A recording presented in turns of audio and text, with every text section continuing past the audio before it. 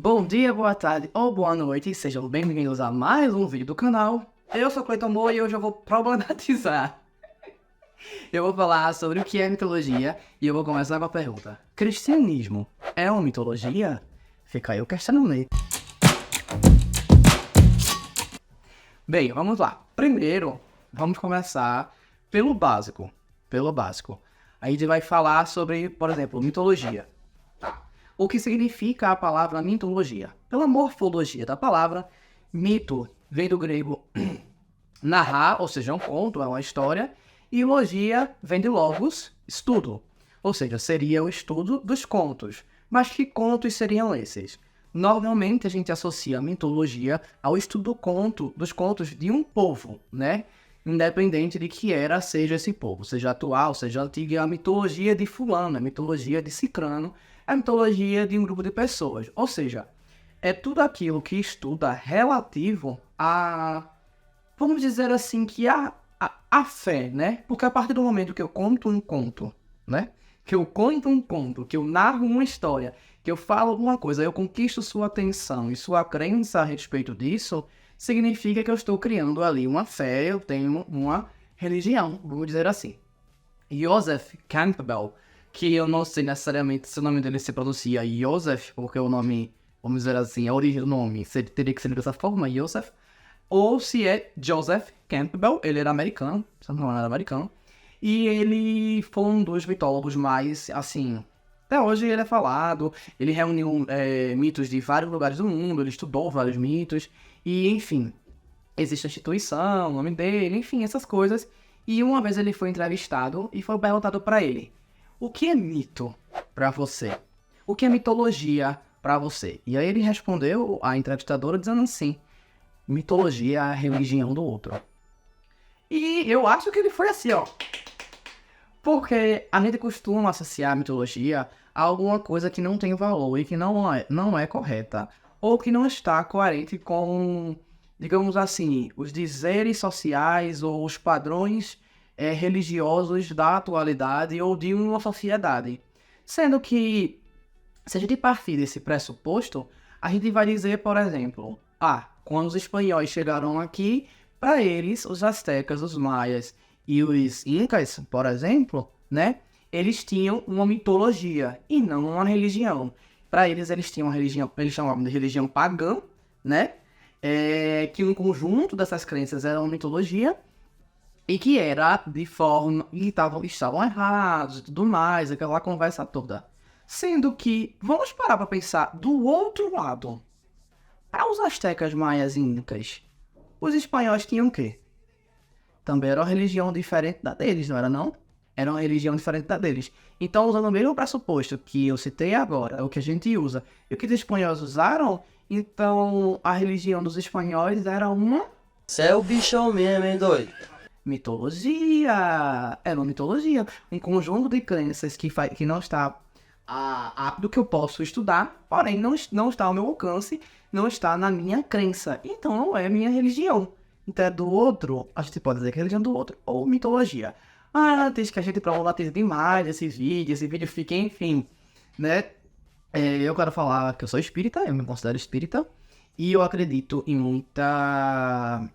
Eu acredito nas energias, eu acredito nas crenças. Então, por exemplo, eu não acredito que os sacrifícios nas outras coisas eram completamente... Como é que diz?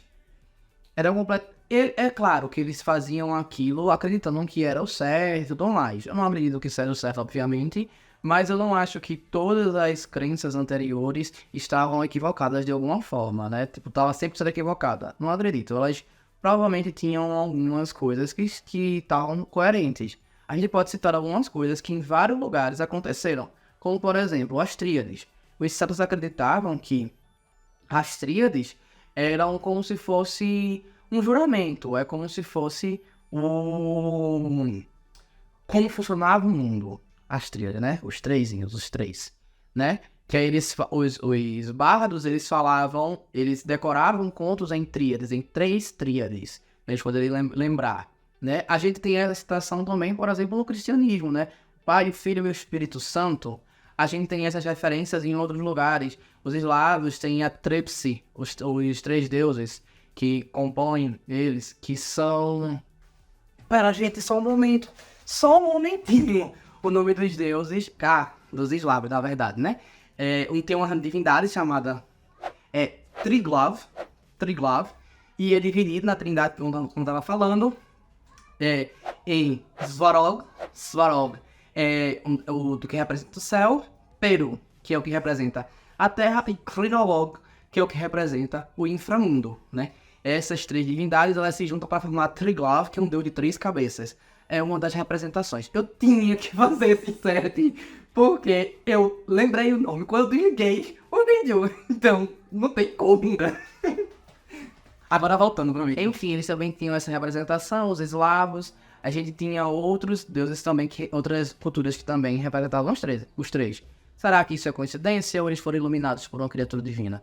Falando em iluminados por criatura divina, assim como no cristianismo teve Jesus Cristo, que veio, que evangelizou, que mostrou a verdade, que enfim, saiu mostrando um monte de coisa, a gente tem várias outras personalidades, vamos dizer assim, que representaram, que iluminaram os povos de alguma forma. A gente tem Toril para os maias, a gente tem Huitzilopochtli, Quetzalcoatl para os astecas, a gente tem Viracocha para os incas, inclusive Viracocha tem uma coisa em comum com Cristo.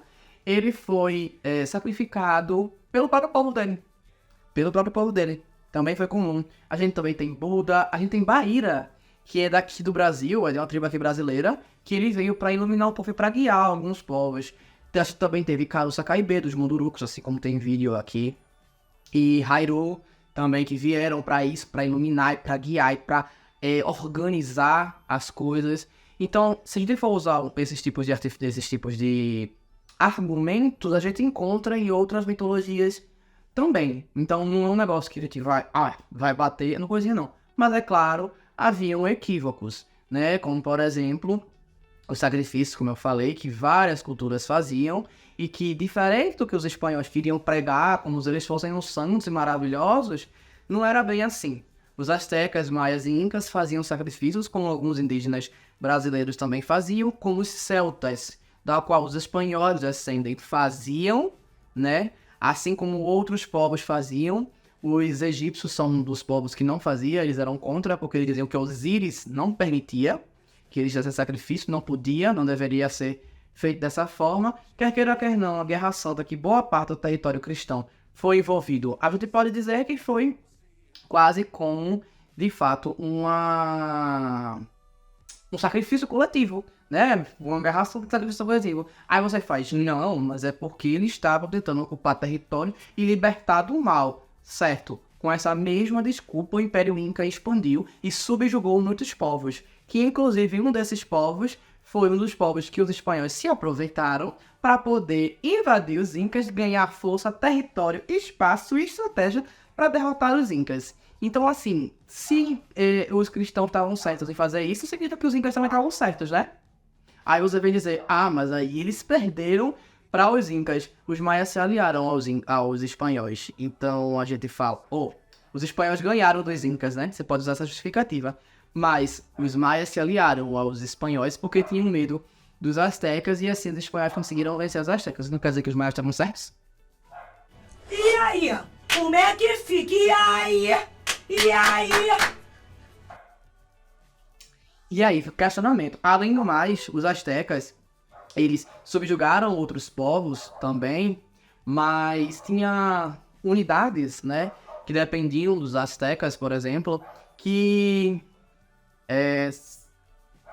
e eles não eram de acordo, né, necessariamente com o sacrifício, e eles inventavam outras formas, como, por exemplo, Los Voladores. Los Voladores é um ritual que essa tribo fazia, que esse povo fazia, que eles pegavam um tronco bem grande, subia, 5 pessoas subiam, 5 pessoas subiam, uma ficava no centro, tocando, e 4 se jogavam lá de cima, amarrados pelos pés e vestidos como se fossem aves, e fazendo uma dança, e girando para dar essas 13 voltas nesse tronco para simbolizar o século Azteca, né? O Azteca considerava século de 52 anos.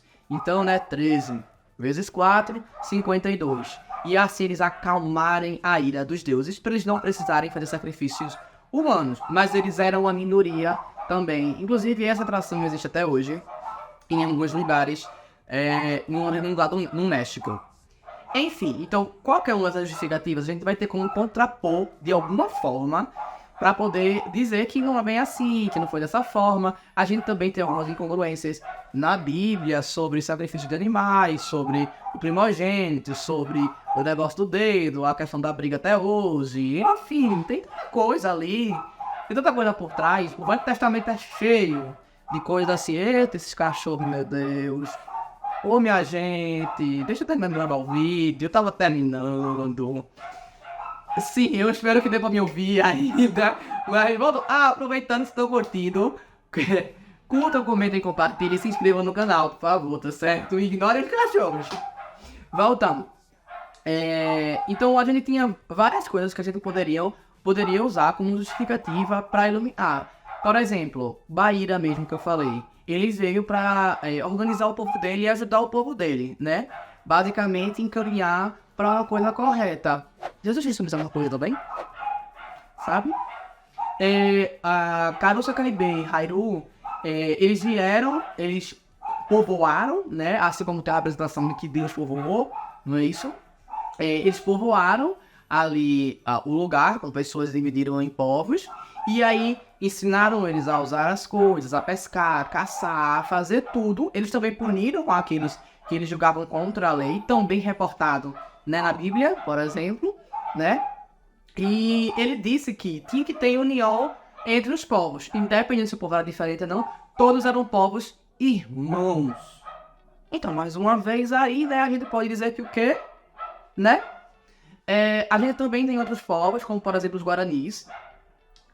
Eles têm uma crença de que um dia a crença Guarani vai reacender e vai acender no coração do povo branco. E isso vai trazer as divindades de volta e poder começar uma nova era. Ele pode falar sobre a nova era, a questão de as pessoas se espiritualizarem mais, as pessoas estarem mais abertas a esse diálogo, como eu estou trazendo aqui. As pessoas procurarem semelhanças, diferenças, mais lógica entre as coisas e talvez uma cor fatorial. E se pensarmos que cada santo pudesse ser uma divindade diferente para cada uma das mitologias que eu falei, por exemplo. Se a gente parar para pensar que alguns santos poderiam ser Osíris para os egípcios, ou Tohiro para os maias. Se Jesus Cristo tivesse vindo nas Américas como Quetzalcoatl e depois ele tivesse voltado como Viracocha para os Incas. E se, sabe, tivesse esse tipo de coisa, porque ele foi evangelizar no Oriente Médio, mas aí em outros lugares também, sabe? Se, na verdade, algumas das divindades, alguns dos santos católicos, por exemplo, fosse Tani Mahuta, uma divindade da orientação lá dos polinésios, eles só apareceram com uma forma diferente para poder associar, porque para cada povo vai ter uma crença diferente do que é o divino, né, do aquilo que representa o divino, né? Para os incas vai ter uma aparência normalmente humana, não vai ter muita diferença a respeito disso.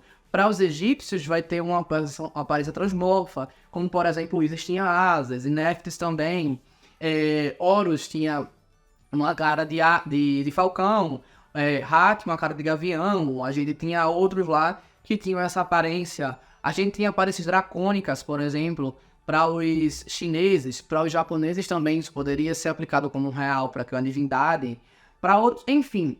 Isso é outra coisa também que eu acho bacana. Algumas culturas consideravam divindades não só aquele com a imagem e semelhança, mas aquele também que mostra alguma diferença. E antes que você digam, isso aí é a prova que isso não é real. E os anjos, meu anjo? E os anjos? Os anjos tinham o quê? Asas, não é, meu amor? E pela descrição da Bíblia, se você for levar em consideração, tinha só asas não, viu? Tinha uma grande coisa, uma criatura completamente exuberante, ou seja, que chamava a atenção, que trazia algo surreal, que trazia uma imagem de superioridade espiritual, uma imagem divina.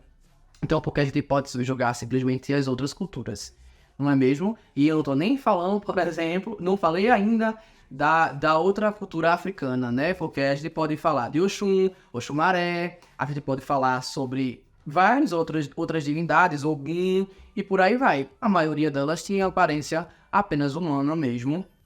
A gente tinha acho que o deus da chuva, que metade era cobra. Metade dele era cobra e metade era gente. É o Xumaré. É o Xumaré. É o Xumaré. Não é o Xumaré? É o Xumaré, acho que é o Xumaré. Se eu tiver confundindo o nome agora, é isso mesmo. A gente tem o Mulu, mas o Mulu, ele é uma pessoa, só tá coberto de palha. Então, enfim. E respondendo a pergunta, levando em consideração tudo que eu falei, vocês aí acham que podemos chamar o cristianismo de mitologia? Eu acho que sim, hein? Eu acho que sim. Eu não fiz comparativo com todas as mitologias, é impossível fazer isso. Eu trouxe algumas citadas, eu acabei nem falando na hindu, por exemplo. Mas eu só fiz esse vídeo pra mostrar que vamos parar de preconceito, vamos respeitar o coleguinha e vamos parar pra refletir no que é importante, né? Afinal, Deus disse que ele era amor e é basicamente isso que a gente deveria pregar, porque praticamente todas as religiões pregam a respeito disso, né? Ou no final é sobre um bem maior do que apenas o próprio. Então, eu acho que isso é válido. E como eu falei, existem equívocos, trouxuras, ou de forma que você quiser chamar, em todas elas, em cada uma delas, em algum relato, seja histórico ou atual, que com o tempo a gente evolui e entende mais, porque a gente tem que lembrar também de outra coisa. Às vezes o entendimento da gente não é o suficiente para aquela mensagem que vem, e a gente vem entender com o tempo depois, né? Com os comparativos que Jesus Cristo fez, que para a época funcionavam, ele não podia falar, por exemplo, de avião, falava de gafanhotos, né? Voando, soltando bombas, esse tipo de coisa, ou coisas do tipo que são reportadas na Bíblia, com associação a coisas que as pessoas lá conheciam na época. Então, às vezes é uma falta de interpretação, né? Como os sacrifícios pode ser uma falta de interpretação, por exemplo. Eu tenho uma teoria de conspiração a respeito disso também, mas aí fica para um outro vídeo. Enfim, espero que tenham gostado. Curtam, comentem, compartilhem e se inscrevam no canal. Valeu!